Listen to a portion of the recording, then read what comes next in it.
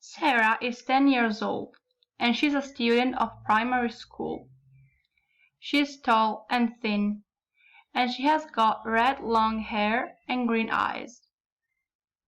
She lives with her family in a big house near the beach. In front of the house there is a large garden, and there is a big garage behind the house. Sarah has got 2 sisters. Rachel is 15 and Meg is 13. They are students too. Annie, Sarah's mom, is a teacher, and Ryan, Sarah's dad, is a vet. There is also a dog.